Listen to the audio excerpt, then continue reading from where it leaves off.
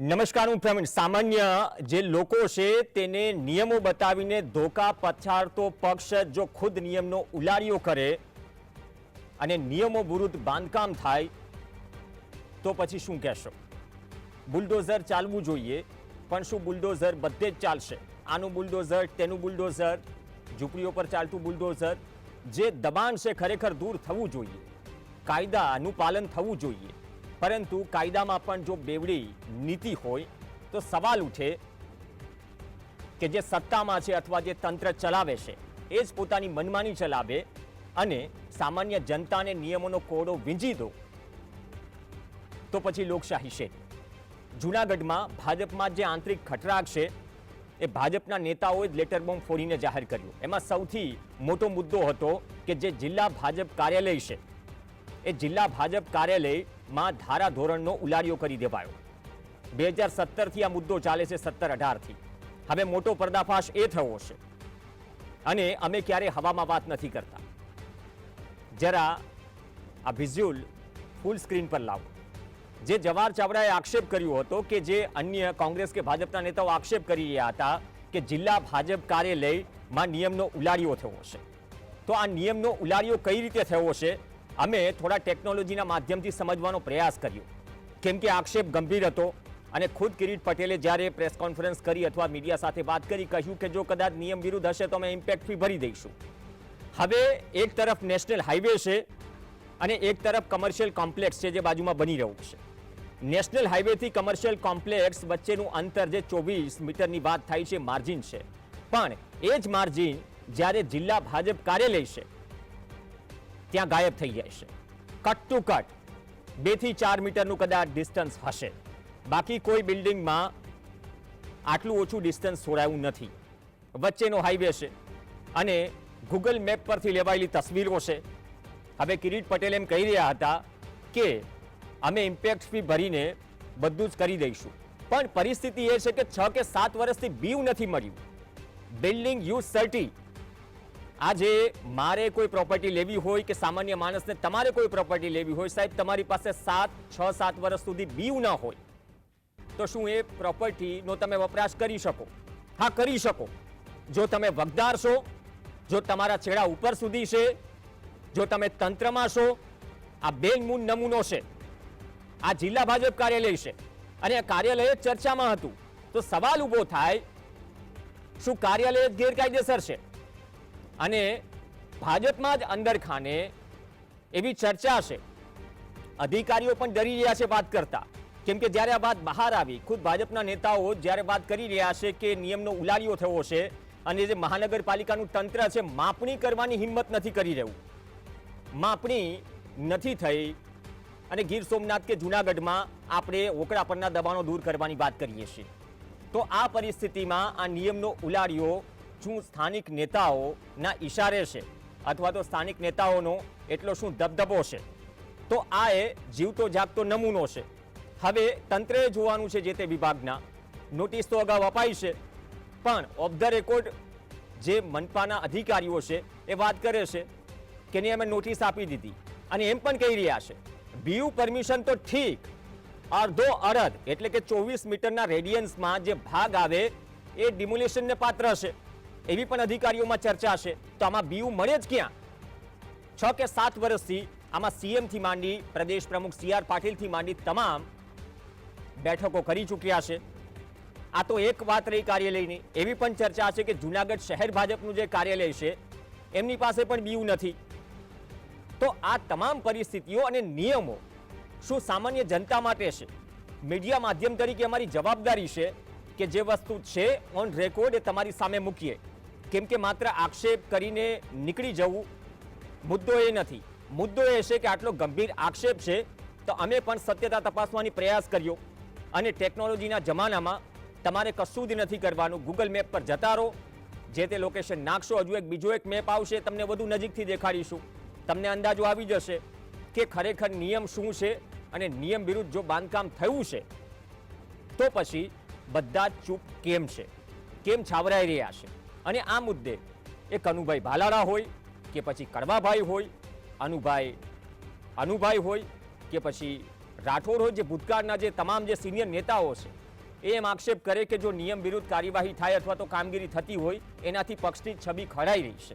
અને અમે અવાજ ઉઠાવીએ છીએ, અવારનવાર રજૂઆત કરી છે, બધું જ કર્યું છે, પરંતુ એનો નિવેડો નથી આવતો.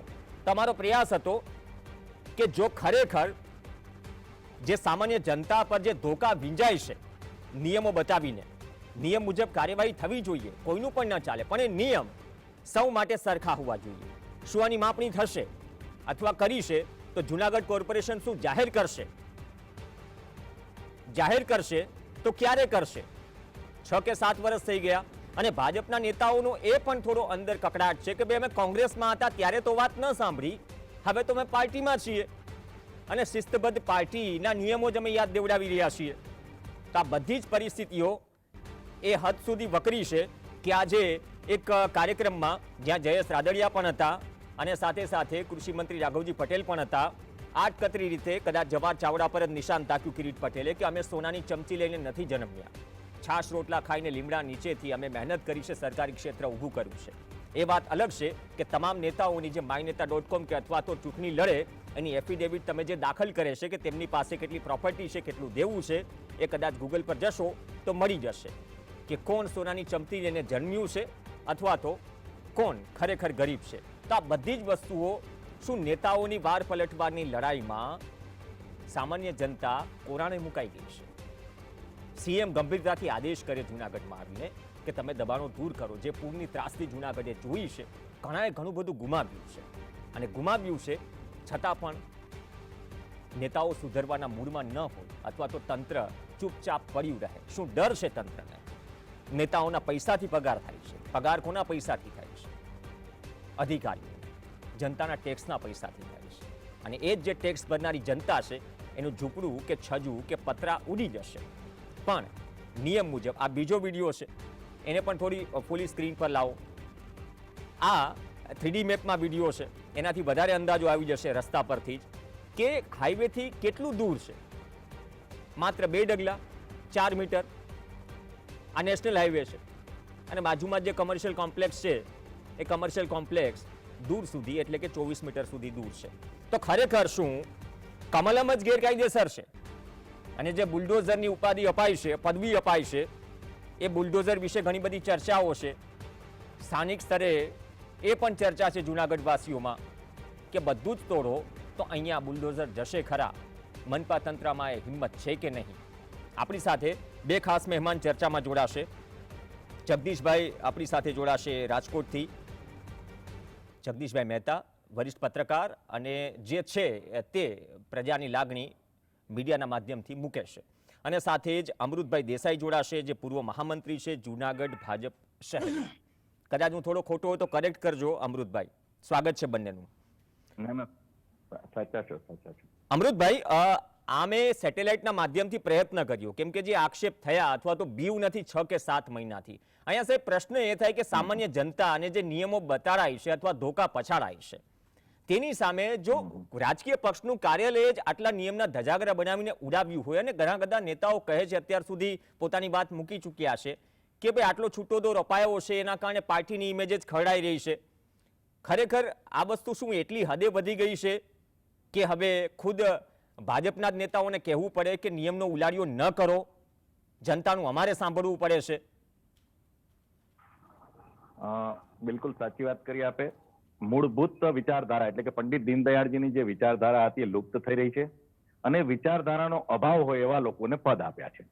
અત્યારે મુશ્કેલી એ છે કે પંડિત દીનદયાળજીની વિચારધારા જે છે એમાં છેવાડાના માનવી સુધી સરકારની બધી જ યોજનાઓ પહોંચે, સાથે સાથે સમરસતા અને સાથે સાથે મૂલ્યનિષ્ઠ રાજનીતિ, આ બધું જ અત્યારે એક બાજુ મુકાયું છે ને એ માટે સતત અમે રાડો પાડી કે ભાઈ આ પાર્ટી કઈ દિશામાં જઈ રહી છે. તમે કોંગ્રેસ મુક્ત કરો એનું ના નથી, પણ કોંગ્રેસ યુક્ત થઈ જશો તો શું થશે?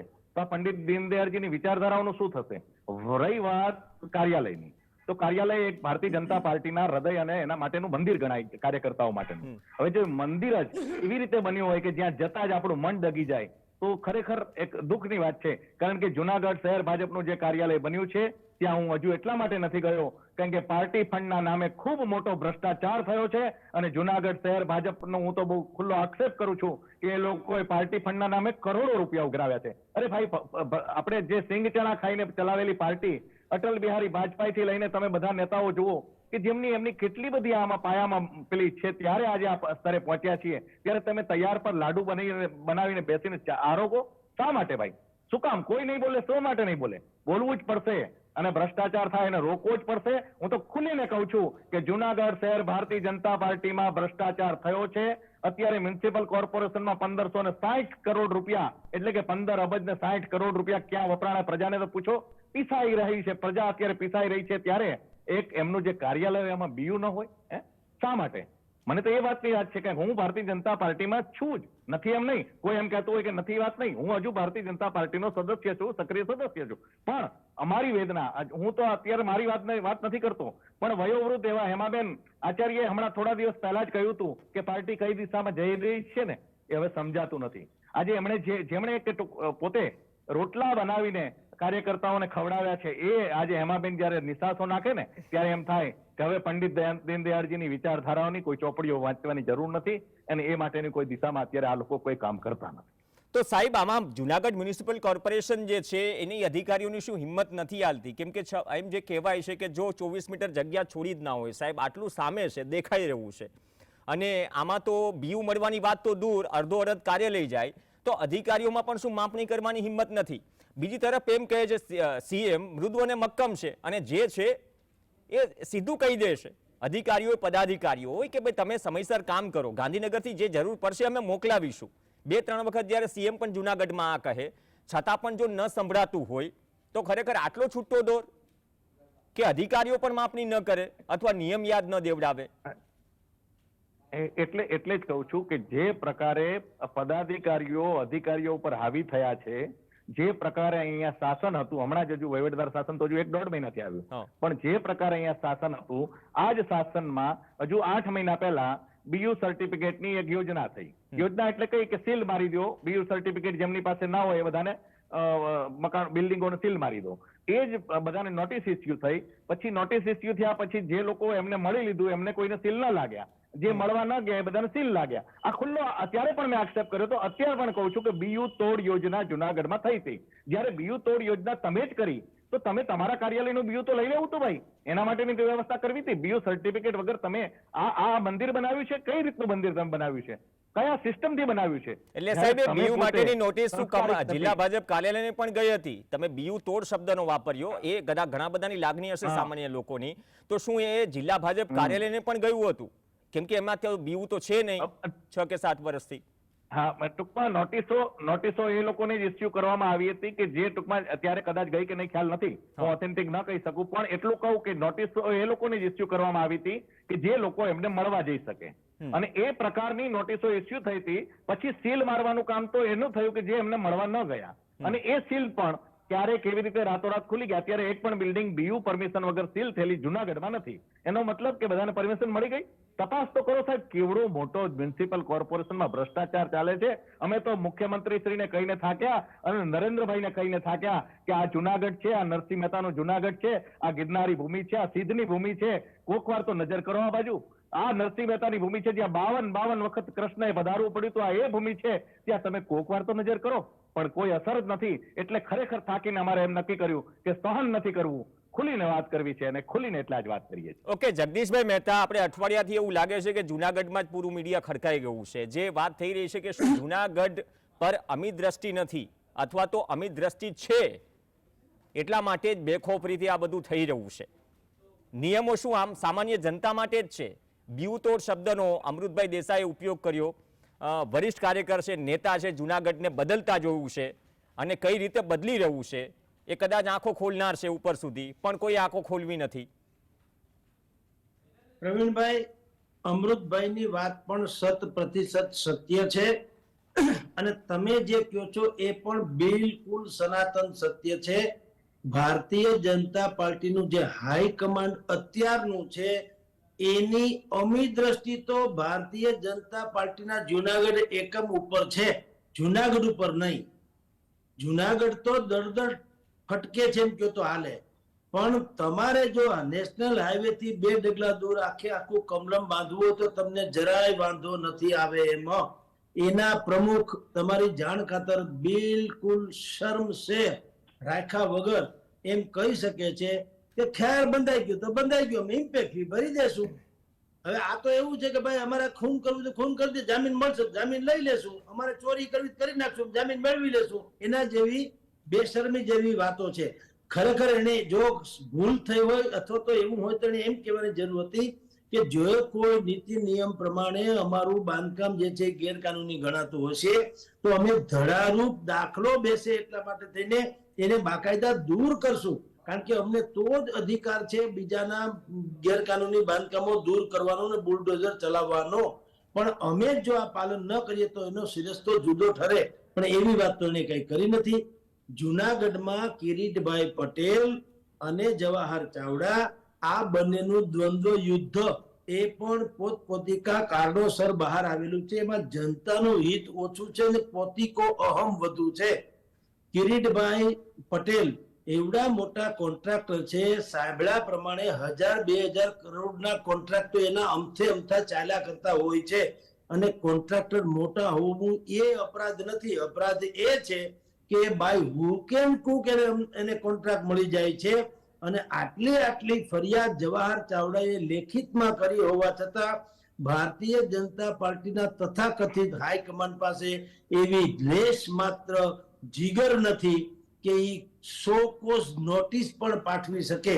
તમે વિચાર કરો તો સવાલ એ છે કે તમારે જુનાગઢના વોકળા ઉપર કૃષ્ણા આર્કેડ સહિતનું એક બિલકુલ ઇમારતે બાંધી દેવી છે, કમલમે બાંધી દેવું છે.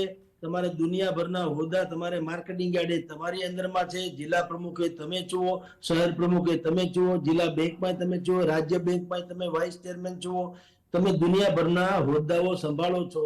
એની ફરિયાદ જવાહર ચાવડા કરે છે તો પણ તમે જુઓ ન બોલામાં 9 ગુણ એવું આ લોકો માને છે. જ્યારથી તમારી જાણ જે અમૃતભાઈ દેસાઈ અત્યારે પીડા અનુભવી રહ્યા છે એવું સમગ્ર ગુજરાતનો ભારતીય જનતા પાર્ટીનો જનસંઘી સેવક જે છે એ બધો જ સમુદાય આ જ પ્રકારની પીડા અનુભવી રહ્યો છે. કારણ કે તમારી વાત જ્યારે ભારતીય જનતા પાર્ટીની સ્થાપના 1960ની આળેગાળે થઈ, મુંબઈની ચોપાટી ઉપર અટલ બિહારી વાજપેયી કીધું પાર્ટી વિથ ધ ડિફરન્સ, આ જુદા પ્રકારની પાર્ટી છે, અમારે અંત્યોદયનો ઉત્કર્ષ કરવો છે, માં ભારતીને પરમ વૈભવના શિખર પર લઈ જવી છે, અમારે ટ્રસ્ટીશીપની ભાવનાથી શાસન કરવું છે, અમે સત્તા ઉપર કાબિજ થશું તો પણ અમે એક માધ્યમ હશું, અમે એના માલિક નહીં બનીએ, વગેરે વગેરે. હવે આમાંનું એક પણ લક્ષણ અત્યારે દેખાતું નથી. બલકે જેની પાસે ગઈકાલ સુધી લ્યુના લેવાના પૈસા નતા એ મર્સિડીઝમાં ફરે છે અને કરોડો. જગદીશભાઈ એક થોડું આજનું અપડેટ આપી દઉં, તમારા સુધી પણ એ વાત પહોંચી ગઈ હશે. આજે કિરીટ પટેલે જે જુનાગઢમાં કાર્યક્રમ થયો, જયેશ રાદડિયા પણ હતા અને કૃષિ મંત્રી રાઘવજીભાઈ પટેલ પણ હતા. એને કહ્યું કે ભાઈ અમે સોનાની ચમચી લઈને નથી જન્મ્યા, આટકતરી રીતે ક્યાં હતી નિશાન એ જુનાગઢનું રાજકારણ જાણે, પણ અમે સહકારી ક્ષેત્રમાં વાડીએ લીમડા નીચે છાસ અને રોટલી ખાઈને ઊભા થયા અને લોકો વચ્ચે લડીએ છીએ. હવે આ જવાબ આપવાની જે સ્ટાઇલ છે અને ઉપરથી આ ચિત્રો છે અથવા તો આ પુરાવો છે, આ પુરાવો તો જુનાગઢ કોર્પોરેશનની ઓફિસમાં બેઠા બેઠા પણ એક ક્લિકમાં મળી જાય, તો કઈ રીતે એમ જનતા સમજે શું? પ્રવીણભાઈ, સોના આના કરતા તો સારું છે કે જે લોકો સોનાની ચમચી સાથે જેલમાં છે. કારણ કે તમે જો શાહબુદ્દીન રાઠોડ પણ એક હાસ્ય કાર્યક્રમમાં કહે છે કે તમારે જો તમારે કોઈ ફંક્શન કરવું હોય અને એનું રસોડાનું એસ્ટિમેટ કરવા માટે જેને બોલાવવાનું હોય ને તો પેલા કેટરસને જમાડી દેવો, નહીતર એ દોઢું કરશે. કારણ કે એ પોતે ભૂખ્યો છે એટલે એને એમ જ લાગે ના ના એટલાથી થશે જ નહીં. સોનાની ચમચીથી જવાહર ચાવડા જન્મા છે એમાં ના નહીં. પેથલજી ચાવડા જુનાગઢનું અડધું પડધું રજવાડું હતું. જેથી ભારતીય જનતા પાર્ટી છોડો, કોંગ્રેસ છોડો, કોઈ પણ જાહેર જીવનના લોકો પાસે બે ચક્રી વાહન લેવાના ફાફા હતા ત્યારે પેથલજી ચાવડાનું પોતીકું હેલિકોપ્ટર હતું. આજે એ મહેલમાં રહે છે, મકાનમાં નહીં, અને એને દુનિયાભરની પ્રોપર્ટીઝ છે ને એને અનેક છાત્રાલયો છે વગેરે વગેરે. એટલે એ વાત સાચી છે કે સોનાની ચમચી સાથે જવાહર ચાવડા જન્મા છે, એમાં કોઈ સંદેહ નથી. પરંતુ તમે એની તુલના તમારી જાતને એમ કહો કે અમે બાજરાના રોટલાને છાશ ખાઈને મોટા થયા છે, પરંતુ તમારી જે જીજીવિષા છે કે હું પણ મુझे छोटी सी धोती पहना दे मां मैं गांधी बन जाऊं, એમ તમારે ટૂંકા ગાળામાં જવાહર ચાવડા બની જવું હોય સોનાની ચમચી વાળા, તો એ તો અમને ભારે પડે. કારણ કે જવાહર ચાવડા કે પ્રથમજી ચાવડા સોનાની ચમચી સાથે જન્મા, એમાં અમારો કોઈનું શોષણ કે અમારા પ્રજાની કોઈ વાત હતી નહીં. એના ભાગ્યમાં હતું, એને કર્યું. તમે લોકો જે અત્યારે વોકળા ઉપર મકાન બાંધી દો છો એમાં અમારી ઘર વખરી તણાઈ જાય છે. તમે વોકળા ઉપર બિલ્ડિંગ બાંધો છો ને એ જીર્ણશીર્ણ બાંધો છે ને પડી જાય છે, એમાં અમારા અરમાનો દટાઈ જાય છે. તમે જે જુનાગઢને જે ગિરનાર, એ ગિરનારને એમાં તો પાણી પડે છે તો અડધો ઉનાળો હોય છે ત્યાં સુધી ખળખળ વહે છે.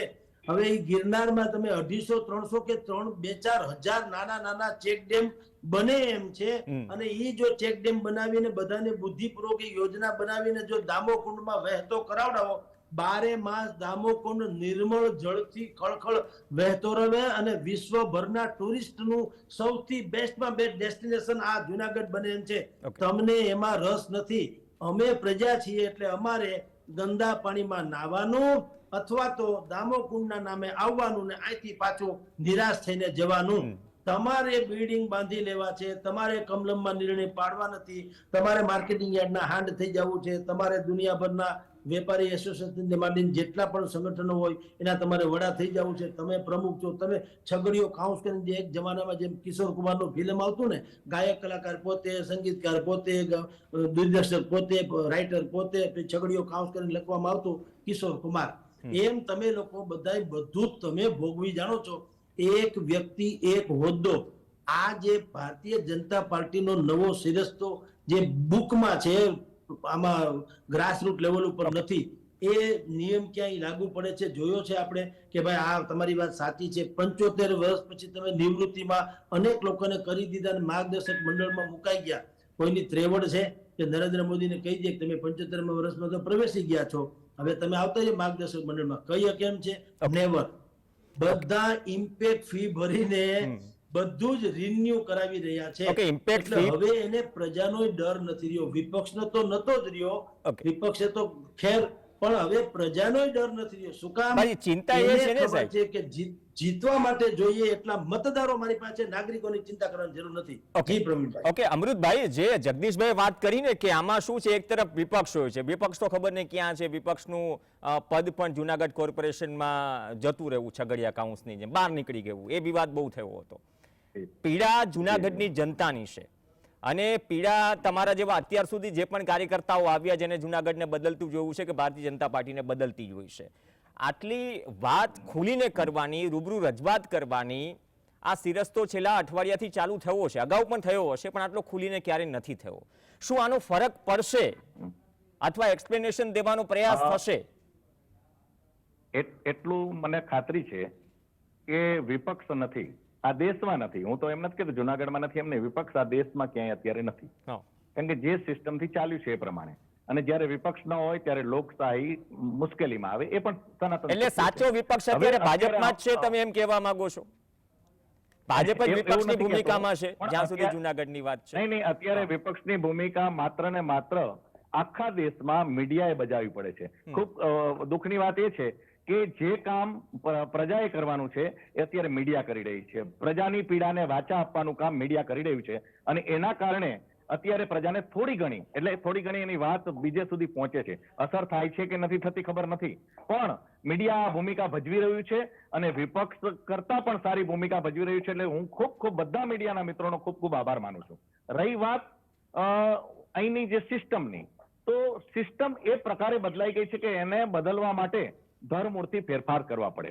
સંગઠન પર્વ ચલાવવું, એમાં પણ ગમે તેમ ગમે એના ઓટીપી લઈ લેવા, ગમે તે સિસ્ટમથી ચલાવી લેવું, ફરજિયાત 100 સભ્યો બનાવો, એને સક્રિય સભ્ય બનાવવા, આ નવી સિસ્ટમો ટૂંકમાં જે છે, ભલે તમે ઇલેક્ટ્રોનિક પેલે ઉપયોગ કરો, અત્યારની સિસ્ટમનો ઉપયોગ કરો એની ના નહીં, પણ મૂળભૂત કાર્યકર્તા કે જે ઘરે ઘરે જતા એકબીજાનો લગાવ હતો, એ લગાવ બગાવ બધું દૂર થઈ ગયું.